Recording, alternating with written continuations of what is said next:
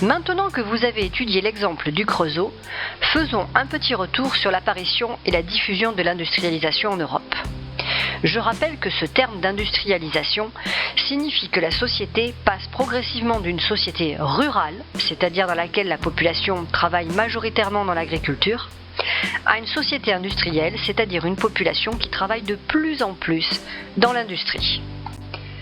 Cette carte permet de mieux comprendre quelles sont les origines de ce phénomène.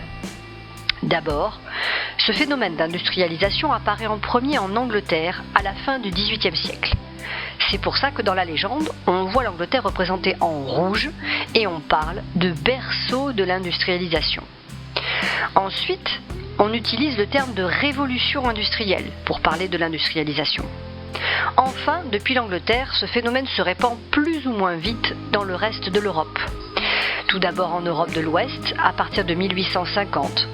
Ce sont tous les pays représentés en orange, comme la France, la Belgique, les Pays-Bas, le Luxembourg ou encore l'Allemagne. Puis ensuite, elle se répand en Italie au début du XXe siècle. Enfin, en dernier, dans les pays d'Europe du Sud, comme l'Espagne, les pays d'Europe de l'Est, comme l'Empire austro-hongrois, ou encore de l'Europe du Nord, comme la Suède ou enfin l'Irlande.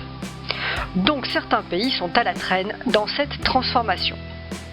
D'autre part, la carte nous montre que cette industrialisation repose sur de grands bassins industriels. C'est-à-dire que certaines régions se sont industrialisées parce qu'elles ont donné naissance à des industries, soit textiles, soit d'exploitation du charbon, soit d'exploitation de la houille, ou encore des nouvelles activités comme la métallurgie. Dans la légende, ces bassins sont représentés par les traits bleus, les taches grises, les formes vertes ou encore les triangles.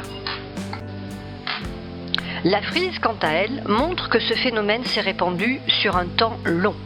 Il a fallu plus d'un siècle pour que l'Europe s'industrialise et on voit qu'en réalité il existe deux périodes pour parler de l'industrialisation. La première période, représentée en jaune, qui s'étend de 1769 à 1880, repose sur l'exploitation d'une matière première telle que le charbon et sur la découverte et la diffusion de la machine à vapeur. Cette première phase, nous l'appellerons la première révolution industrielle. Et elle a donné naissance à de nouvelles activités comme la sidérurgie, la métallurgie ou le chemin de fer. Puis, à partir de 1880, commence alors une deuxième phase, ou encore deuxième révolution industrielle.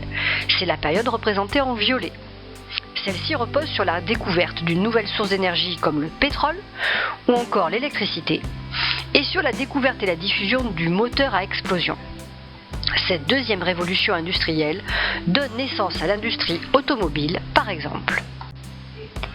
Alors revenons 2 minutes sur le principe de la machine à vapeur. Regardons le schéma qui est à gauche. Il s'agit de faire chauffer de l'eau grâce à la combustion du charbon dans une chaudière. Cette eau, une fois qu'elle est chauffée, devient de la vapeur d'eau, puis elle pénètre dans une partie appelée condenseur, dans laquelle se trouve un piston, c'est-à-dire un mécanisme qui monte et qui descend en fonction de l'entrée plus ou moins importante de la vapeur. Donc la vapeur soulève ce piston, et ce piston est relié par un balancier à une roue qui entraîne donc un mouvement. Plaçons maintenant ce principe sur un moyen de transport comme le train, qui est à droite. On comprend que le conducteur, qu'on appelle cheminot, alimente en permanence une chaudière avec du charbon pour que le piston entraîne le balancier, lui-même relié aux roues du train afin que celui-ci avance. C'est ainsi que naît la mécanisation. Désormais, des machines remplacent le travail de l'homme. Par exemple, des machines à tisser remplacent les tisserands, ou bien des machines remplacent des moyens de traction, comme par exemple le train qui prend la place de la charrette ou du chariot, autrefois tiré par des chevaux ou des bœufs. Ainsi, ces machines s'adaptent aux machines agricoles, remplaçant ainsi la main-d'œuvre nombreuse qui était nécessaire dans l'agriculture pour moissonner par exemple. Dans les usines sidérurgiques et métallurgiques, la machine à vapeur permet de fabriquer des métaux, de l'acier, des pièces en fonte. Dans l'industrie textile, la machine à vapeur fait fonctionner des milliers de machines à tisser. Ce sont souvent d'ailleurs les femmes et les enfants qui travaillent dans cette activité. Et oui, les enfants travaillent aussi. Ces révolutions révolutionnent le domaine des transports, donnant ainsi naissance aux premiers véhicules roulants, les automobiles.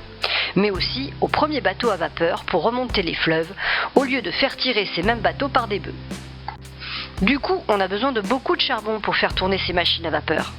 C'est donc la naissance des mines de charbon, de houille, pour récupérer cette précieuse matière. Le travail des mineurs est très difficile.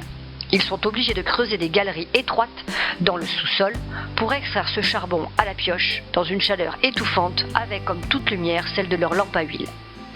Ce travail est harassant et même dangereux, car parfois un coup de pioche malheureux perce une poche de gaz dans les parois, ce qui provoque une explosion et donc un effondrement des galeries. On parle alors d'un coup de grisou pour désigner ces accidents mortels. Voilà une petite présentation de ces transformations de l'Europe durant le 19e siècle. Vous avez pu constater que les pays européens se modernisent ainsi très vite et on rentre dans une époque où tout s'accélère.